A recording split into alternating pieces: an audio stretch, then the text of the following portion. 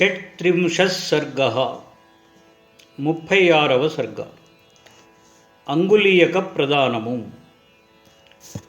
1వ శ్లోకము భూయ ఏవ మహాతేజాః హనుమాన్ మారుతాత్మజః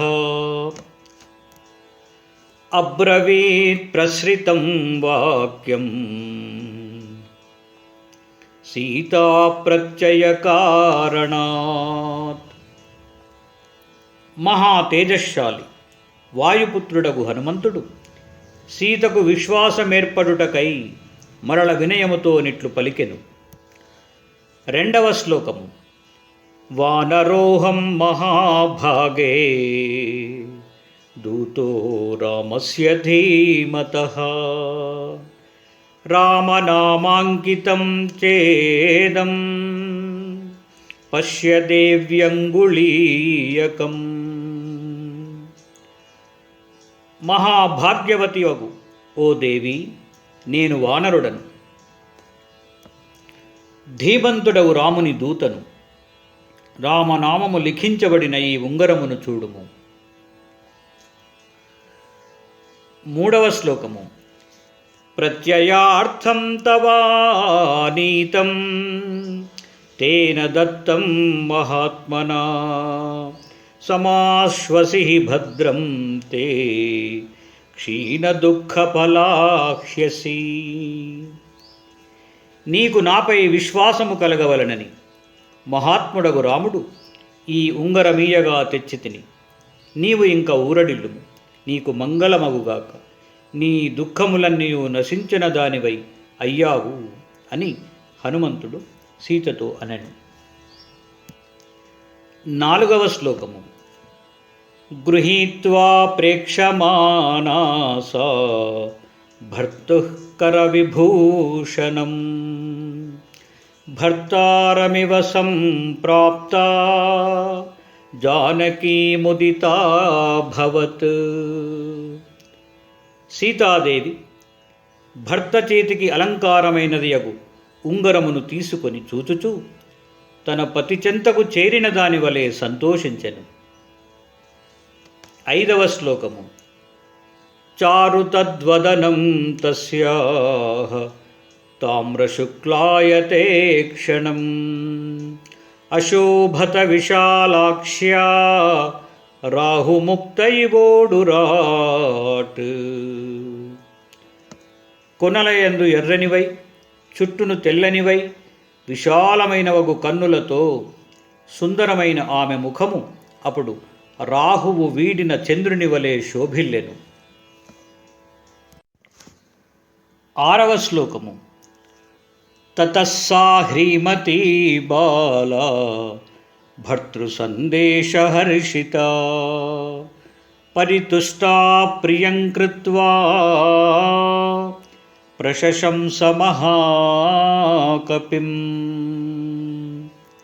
అటు తరువాత ఆ సీత స్త్రీ స్వభావమగు సిగ్గునొందినదై తన భర్త పంపిన సందేశముచే పులకితయై మిక్కిలి హర్షమునొందుచు హనుమంతుణ్ణి ఇట్లు ప్రశంసించెను. 7వ శ్లోకము విక్రాంతస్త్వం సమర్థస్త్వం ప్రాజ్ఞస్త్వం వానరోత్తమా ఏనేదం రాక్షసపదం త్వయైకేన ప్రదర్శితం. ఓ వానరోత్తమా, నీవు పరాక్రమశాలివి, సమర్థుడవు, ప్రాజ్ఞుడవు కావుననే నీవు ఒంటరిగా ఈ రాక్షస స్థానమగు లంకను ఎదిరించితివి. 8వ శ్లోకము శతయోజన విస్తీర్ణః సాగరో మకరాలయః విక్రమశ్లాఘనీయేన క్రమతా గోష్పదీకృతః. ఓ వానరశ్రేష్ఠ, 100 యోజనముల వెడల్పు గలది ముసళ్లకు ఆలవాలమైనదగు సముద్రమును మెచ్చదగినట్లు ఎగురుచు దాటిన నీవు ఆవు పాదము మోపినంత స్వల్ప పరిమాణము కలదిగా భావించితివి. 9వ శ్లోకము నహి త్వాం ప్రాకృతం మన్యే వానరం వానరర్షభ యస్య తే నాస్తి సంత్రాసో రావణాన్నాపి సంభ్రమః. ఓ వానరశ్రేష్ఠుడా, నేను నిన్నొక సామాన్యునిగా భావింపను. ఎందుకనగా నీకు రావణుడన్న భయము గాని తొట్రుబాటు గాని బెదురు గాని లేదు. 10వ శ్లోకము. అర్హసే చ కపిశ్రేష్ఠ మయా సమభిభాషితుం యద్యసి ప్రేషితస్తేన రామేణ విదితాత్మనా. ఓ కపిశ్రేష్ఠుడా, నీవు బుద్ధిశాలియగు రాముని చేతనే పంపబడినవాడవగుచో నాతో స్వేచ్ఛగా మాట్లాడుటకు అర్హుడవైనావు. 11వ శ్లోకము. ప్రేషయిష్యతి దుర్ధర్షో రామో నహ్యపరీక్షితం పరాక్రమమవిజ్ఞాయ మత్సకాశం విశేషతః. ఎదిరింపరాని పరాక్రమశాలి రాముడు, ఆయన పరీక్షింపక ఎవ్వనినీ పంపడు. విశేషించి నాకడకు పరాక్రమము తెలియకయే ఎవ్వనిని కూడా పంపడు. 12వ శ్లోకము. దిష్ట్యా చ కుశలీ రామో ధర్మాత్మా సత్యసంగరః లక్ష్మణశ్చ మహాతేజాః సుమిత్రానందవర్ధనః. ధర్మాత్ముడు సత్య ప్రతిజ్ఞ కలవాడగు రాముడు నా భాగ్యవశముచే కుశలముగనున్నాడు. మహా తేజశాలి సుమిత్రాదేవి ఆనందమును పెంపొందించువాడగు లక్ష్మణుడును కుశలముగనున్నాడు. 13వ శ్లోకము. కుశలీ యది కాకుత్స్థః కిం ను సాగరమేఖలాం మహీం దహతి కోపేన యుగాంతాగ్నిరివోత్థితః. రాముడు కుశలముగనున్నచో సముద్రము చుట్టుముట్టిన ఈ భూమిని విజృంభించిన ప్రళయాగ్ని వలె కోపముతో ఎందుకు దహించుటలేదు. 14వ శ్లోకము. అథవా శక్తిమంతౌ తౌ సురాణామపి నిగ్రహే మమైవ తు న దుఃఖానాం అస్తి మన్యే విపర్యయః. రామలక్ష్మణులు దేవతలనైనా నిగ్రహింప సమర్థులు. అట్లయ్యును వారు రావణుని నిగ్రహింపకుండుటచే నా దుఃఖములకు ఇంక అంతము లేదని తలంతును. 15వ శ్లోకము. కచ్చిన్న వ్యధితో రామః కచ్చిన్న పరితప్యతే ఉత్తరాణి చ కార్యాణి కురుతే పురుషోత్తమః. రాముడు నన్ను ఎడబాసి కృషింపలేదు కదా, దుఃఖించుటలేదు కదా, నన్ను తిరిగి సంపాదించుటకు ఆ పురుషోత్తముడు చేయవలసిన కార్యములను చేయుచున్నాడా. 16వ శ్లోకము. కచ్చిన్న దీనః సంభ్రాంతః కార్యేషు చ న ముహ్యతి కచ్చిత్ పురుష కార్యాణి కురుతే నృపతే సుతః. రాముడు దైన్యమును పొందడు కదా, సంభ్రమమునంది కార్యములు పాడు చేయడు కదా.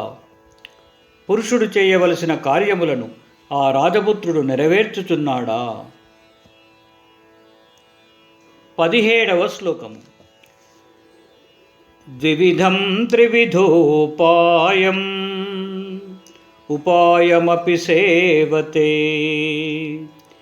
విజిగీషు సుహృత్కచ్చిత్ మిత్రేషు చ పరంతపః. శత్రువులను పీడించువాడగు రాముడు మిత్రుల ఎడ ప్రీతుడై సామదాన రూపమగు ఉపాయమును సేవించుచున్నాడా? శత్రువుల విషయమున వారిని జయింపగోరువాడై దాన భేద దండోపాయములను ప్రయోగించుచున్నాడా? 18వ శ్లోకము. కచ్చిన్మిత్రాని లభతే మిత్రైశ్చాప్యభిగమ్యతే కచ్చిత్ కళ్యాణమిత్రశ్చ మిత్రైశ్చాపి పురస్కృతః. మిత్రులకు ఉపకరించు వారి కడకేగునా? అటులే మిత్రులకు అందుబాటులో ఉన్నాడా? అతని మిత్రులు మంచివారే కదా. ఆ మిత్రులు అతనిని ముఖ్యునిగా గౌరవింతురా. 19వ శ్లోకము.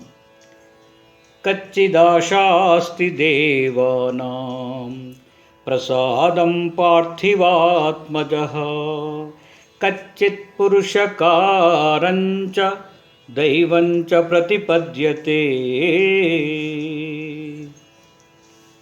రాజపుత్రుడగు రాముడు దేవతల అనుగ్రహమును కోరుచున్నాడా? తన బలమును నమ్మి ప్రయత్నించుచు దైవానుకూల్యమును కూడా పొందుచున్నాడా? 20వ శ్లోకము. కచ్చిన్న విగత స్నేహః ప్రవాసాన్మయి రాఘవః కచ్చిన్మాం వ్యసనాదస్మాత్ మోక్షయిష్యతి వానరా. చిరకాలము నన్ను ఎడబాయుటచే నాయందు అనురాగము విడువలేదు కదా.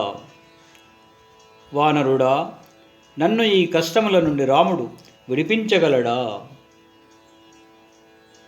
21వ శ్లోకము. సుఖానాముచితో నిత్యం అసుఖానామనౌచితః దుఃఖముత్తరమాసాద్య కచ్చిద్రామో నసీదతి. రాముడు సదా సుఖములను అనుభవింపవలసినవాడు, దుఃఖములను అనుభవింపతగనివాడు. దుస్సహమగు ఈ దుఃఖమును పొంది ఆయన నశింపడు కదా. 22వ శ్లోకము. కౌసల్యాయాస్తథా కచ్చిత్ సుమిత్రాయాస్తథైవ చ అభీక్ష్ణం శ్రూయతే కచ్చిత్ కుశలం భరతస్య చ. కౌసల్య, సుమిత్ర, భరతుడు వీరి కుశలవార్త అప్పుడప్పుడు వినబడుచుండును కదా. 23వ శ్లోకము. మన్నిమిత్తేన మానార్హః కచ్చిచ్చోకేన రాఘవః కచ్చిన్నాన్యమనా రామః కచ్చిన్మాం తారయిష్యతి. మాన్యుడగు రాముడు నా కొరకు శోకముతో పరితాపమునొందడు కదా. ఆయన కార్యాంతరాసక్తుడు కాక నన్ను ఈ ఆపద నుండి దాటించునా. 24వ శ్లోకము. కచ్చిదక్షౌహిణీం భీమాం భరతో భ్రాతృవత్సలః ధ్వజినీం మంత్రిభిర్గుప్తాం ప్రేషయిష్యతి మత్కృతే. అన్నపై అనురాగము గల భరతుడు తన మంత్రులు కాపాడుచున్న అక్షౌహిణి పరిమాణము కల ధ్వజములతో కూడియున్న భయంకర సేనను నా కొరకై పంపునా. 25వ శ్లోకము. వానరాధిపతి శ్రీమాన్ సుగ్రీవః కచ్చిదేష్యతి మత్కృతే హరిభిర్వీరైః వృతో దంతనఖాయుధైః. శ్రీమంతుడగు వానరరాజు సుగ్రీవుడు నా కొరకై దంతములు గోళ్ళు ఆయుధములుగా కల వానర వీరులతో కూడి బయలుదేరున. 26వ శ్లోకము. కచ్చిచ్చ లక్ష్మణశూరః సుమిత్రానందవర్ధనః అస్త్రవిచ్ఛరజాలేన రాక్షసాన్ విధమిష్యతి. శూరుడు, సుమిత్ర ఆనందమును వృద్ధినందించువాడగు, వివిధాస్త్ర ప్రయోగ విధుడగు లక్ష్మణుడు బాణ సమూహముతో రాక్షసులను అణిచివేయునా. 27వ శ్లోకము. రౌద్రేణ కచ్చిదస్త్రేణ జ్వలతా నిహతం రణే ద్రక్ష్యామ్యల్పేన కాలేన రావణం ససుహృజ్జనం. ప్రజ్వలించుచు రౌద్రస్వరూపమై భయంకరముగనున్న అస్త్రముచే రావణుడు అతని మిత్రగణము అచిర కాలముననే మరణింపగా నేను చూడగలుగుదునా. 28వ శ్లోకము. కచ్చిన్న తద్ధేమ సమానవర్ణం తస్యాననం పద్మసమానగంధి మయా వినా శుష్యతి శోకదీనం జలక్షయే పద్మవివాతపేన. బంగారమెట్లు కోరదగినదో అట్లు స్పృహనీయమైనది, పద్మము వలె సురభిలమైనది అగు రాముని ముఖము నేను చెంత లేకుండట వలన శోకముచే దీనమై జలము ఇంకిపోవుటచే పద్మము వలె వాడిపోవుట లేదు కదా. 29వ శ్లోకము. ధర్మాపదేశాత్ త్యజతశ్చ రాజ్యం మాం చాప్యరణ్యం నయతః పదాతిం నాసీద్వ్యథా యస్య నభీర్న శోకః కచ్చిత్ సధైర్యం హృదయే కరోతి. ధర్మమును దృష్టిలో నుంచుకొని రాజ్యమును విడిచి నన్ను కాలినడకన అడవికి తీసుకొని పోయినప్పుడు కూడా భయశోకములు పొందని ధైర్యశాలియగు రాముడు ఇప్పుడు కూడా హృదయమున ధైర్యమును వహించుచున్నాడా. 30వ శ్లోకము. నాస్య మాతా న పితా చ నాన్యః స్నేహాద్విశిష్టోస్తి మయా సమో వా తావత్వహం దూత జిజీవిషేయం యావత్ ప్రవృత్తిం శృణుయాం ప్రియస్య. రామునకు తల్లి గాని తండ్రి గాని వేరొక్కరు గాని స్నేహముచే నాకు తుల్యులు గాని విశిష్టులు గాని కాజాలరు. రామునకు నాపై నాకు ఆయనపై గల అనురాగము అట్టిది. ఓ దూత, నా ప్రియుడగు రాముని వార్త వినువరకే నేను జీవింపగోరుచున్నాను. 31వ శ్లోకము. ఇతీవ దేవీ వచనం మహార్థం తం వానరేంద్రం మధురార్థముక్త్వా శ్రోతుం పునస్తస్య వచోభిరామం రామార్థయుక్తం విరరామ రామా అని ఇట్లు ఆ సీతాదేవి వానరశ్రేష్ఠుడగు హనుమంతునకు మహార్థవంతమై ప్రీతిని గూర్చు విషయమును పలికి రాముని ప్రయోజనముతో కూడిన ఆ హనుమంతుని యొక్క ప్రీతికరమగు వచనమును వినుటకై విరమించెను. 32వ శ్లోకము. సీతాయా వచనం శ్రుత్వా మారుతిర్భీమ విక్రమః శిరస్యంజలిమాధాయ వాక్యముత్తరమబ్రవీత్.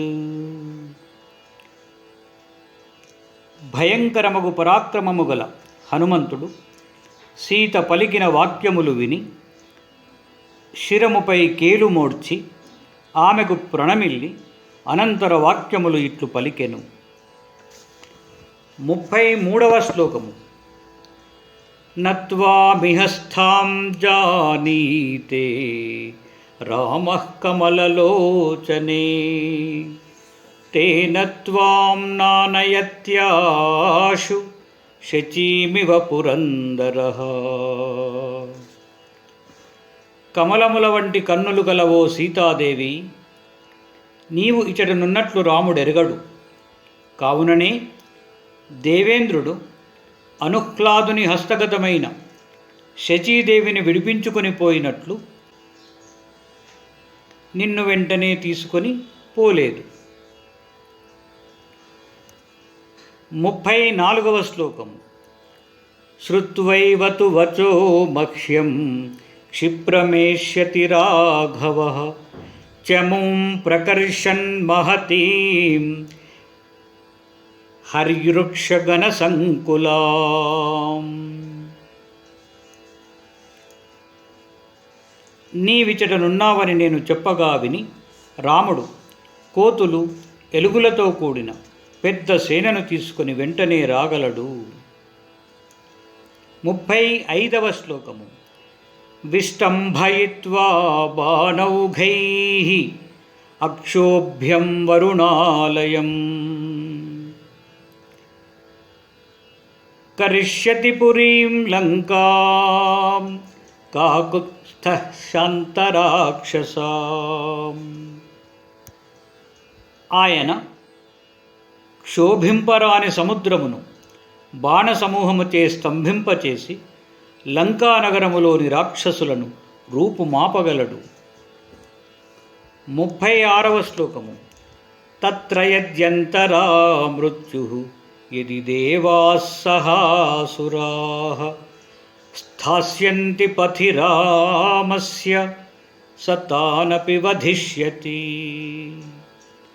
అట్లు రాముడు శత్రు సంహారము చేయు ప్రయత్నమున నుండగా నడుమ యముడే ఎదురైనను దేవతలు రాక్షసులు కలిసి వచ్చి అడ్డగించినను వారిని కూడా రాముడు వధింపగలడు. 37వ శ్లోకము. తవాదర్శనజేనార్యే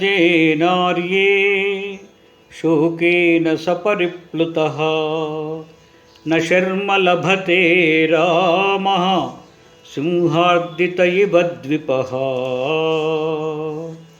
పూజ్యురాల, రాముడు నిన్ను గానక శోకమున మునిగినవాడై సింహము పీడించిన ఏనుగు వలె సుఖమును పొందలేకున్నాడు. 38వ శ్లోకము. మలయేన చ వింధ్యేన మేరుణా మందరేణ చ దర్దురేణ చ తే దేవి శపే మూలఫలేన చ. మేము సంచరించు మలయము, వింధ్యము, మేరువు, మందరము, దర్దురము అను పర్వతములపైనను మేము తిను కంద మూల ఫలములపైనను శపథము చేయుచున్నాను. 39వ శ్లోకము. యథా సునయనం వల్గు బింబోష్ఠం చారుకుండలం ముఖం ద్రక్ష్యసి రామస్య పూర్ణచంద్రమివోదితం. నీవు అచిరకాలమున చక్కని కన్నులు కలది, సుందరమైనది, దొండ పండు వంటి పెదవి కలది, సుందరములగు కుండలములు కలది యగు రాముని ముఖమును ఉదయించిన పూర్ణచంద్రుని వలె చూచెదవు. 40వ శ్లోకము. క్షిప్రం ద్రక్ష్యసి వైదేహి రామం ప్రశ్రవణే గిరౌ శతక్రతుమివాసీనం నాకపృష్ఠస్య మూర్ధని. సీతాదేవి నాకపృష్ఠమును అసాధారణ స్వర్గస్థాన విశేషమున దేవేంద్రుని వలె ప్రశ్రవణాద్రిని రాముడు అధిష్ఠించియుండగా చూచెదవు. 41వ శ్లోకము. నమాంసం రాఘవో భుంక్తే న చాపి మధుసేవతే వన్యం సువిహితం నిత్యం భక్తమస్నాతి పంచమం. రాముడు ఇప్పుడు మాంసము భుజించుటలేదు, మద్యము త్రాగుటలేదు. వానప్రస్థులకు యోగ్యముగా విహితమైన అన్నమును ప్రాతస్సు, సంగమము, మధ్యాహ్నము, అపరాహ్నము, సాయంకాలమును 5 కాలములలో 4 విడిచి వీడి కేవలము సాయంకాలమున ప్రాణధారణకై తినుచున్నాడు. 42వ శ్లోకము. నైవ దంశాన్నమశకాత్ న కీటాన్న సరీసృపాన్ రాఘవోపనయేద్గాత్రాత్ త్వద్గతేనాంతరాత్మనా. రాముడు నిన్నే తలంచుచు శరీరముపై వాలిన అడవి ఈగలను గాని, దోమలను గాని, కీటకములను గాని, పాములు మున్నగు సరీసృపములను గాని తోలుకొనుటలేదు. 43వ శ్లోకము. నిత్యం ధ్యానపరో రామో నిత్యం శోకపరాయణః నాన్యచ్చింతయతే కించిత్ సతు కామవశం గతః. రాముడు ఎప్పుడునూ నిన్నే తలంచుచున్నాడు, సదా నీకై శోకించుచున్నాడు. ఆయన కామపరవశుడై వేరేమియూ చింతించుటలేదు. 44వ శ్లోకము. అనిద్ర సతతం రామః సుప్తోపి చ నరోత్తమః సీతేతి మధురాం వాణీం వ్యాహరన్ ప్రతిబుధ్యతే. ఆ పురుషోత్తముడు నిద్రించుటే లేదు. ఒకప్పుడు నిద్రించినను అకస్మాత్తుగా సీతాయని మధురముగా పలుకుచు మేల్కొనుచున్నాడు. 45వ శ్లోకం. దృష్ట్వా ఫలం వా పుష్పం వా యద్వాన్యత్సు మనోహరం బహుశోహా ప్రియేత్యేవం శంసంస్త్వామభిభాషతే. పండును గాని, పువ్వును గాని, లేక సుందరమగు మరే వస్తువును గాని చూచిన వెనువెంటనే నిన్ను స్మరించి హా ప్రియా అని పలుకుచు నిన్ను కూర్చియే మాట్లాడుచున్నాడు. 46వ శ్లోకము. సదేవి నిత్యం పరితప్యమానః త్వామేవ సీతేత్యభిభాషమానః ధృతవ్రతో రాజసుతో మహాత్మా తవైవ లాభాయ కృత ప్రయత్నః. దేవి పిత్రాజ్ఞచే వనవాస వ్రతమును అవలంబించి ధృతవ్రతుడైన మహాత్ములకు రాముడు నిత్యము పరితపించుచు సీతాయని నిన్నే పిలుచుచు నిన్ను పొందుటకే ప్రయత్నించుచున్నాడు అని చెప్పాను. 47వ శ్లోకము. సారామ సంకీర్ణ నవీత శోకా రామస్య శోకేన సమాన శోకా శరన్ముఖే సాంబుదశేషచంద్రా నిషేవ వైదేహసుతా బభూవ.